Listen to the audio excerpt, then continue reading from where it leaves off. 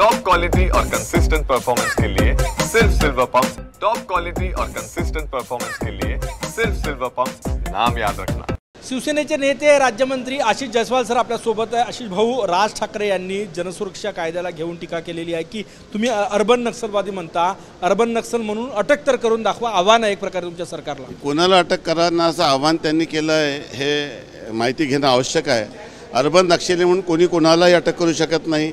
त्याची अटक करण्याची एक कार्यपद्धती आहे, त्याला न्यायाधीशाची परवानगी आपल्याला आवश्यक असते आणि या संदर्भामध्ये सर्व व्यापक उत्तर माननीय मुख्यमंत्री महोदयांनी जेव्हा हा कायदा विधिमंडळात पारित झाला तेव्हा खूप समर्पक उत्तर दिलं, इतकं समर्पक उत्तर दिलं की त्यामुळे विरोधी पक्ष देखील निरुत्तर झालं होतं आणि त्यामुळे या कायद्याचा कोणी गैरवापर करणार नाही अशा पद्धतीची पूर्ण व्यवस्था या कायद्यात तरतूद आहे।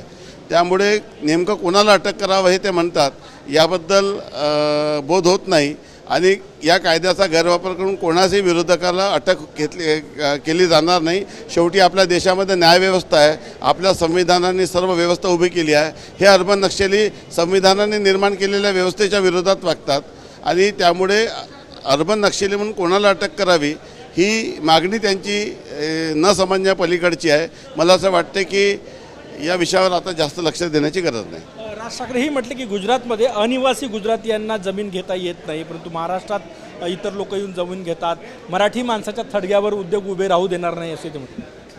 मला असं वाटतं की या संदर्भामध्ये इश्यूचे नॉन इश्यू करणे आणि नॉन इश्यूचा इश्यू करणे याला काही अर्थ नाही।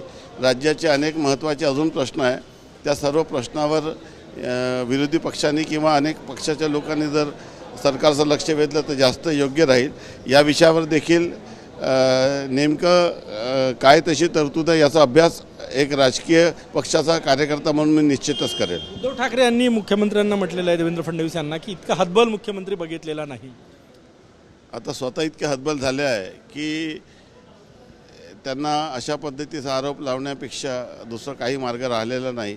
2.5 वर्षाच्या त्यांच्या कारकिर्दीत कशा पद्धतीच्या घटना घडल्या, गृहमंत्र्यांवर कशा पद्धतीची कारवाई झाली, काय काय घडलं मुंबईमध्ये आणि त्या अंबानीच्या घराच्या समोर, हे सर्व आपण पाहिलेलं आहे। त्यामुळे मला असं वाटतं की वैफल्यातून ते काही बोलत असतील त्याच्याकडे खूप जास्त त्याच्यावर उत्तर देण्याची आवश्यकता मला वाटत नाही।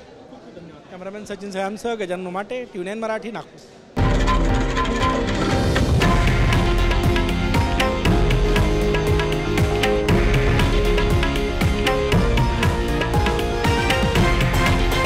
हे आहे देशातील नंबर 1 न्यूज नेटवर्क आणि आपण पाहत आहात TV9 मराठी, एकमेव।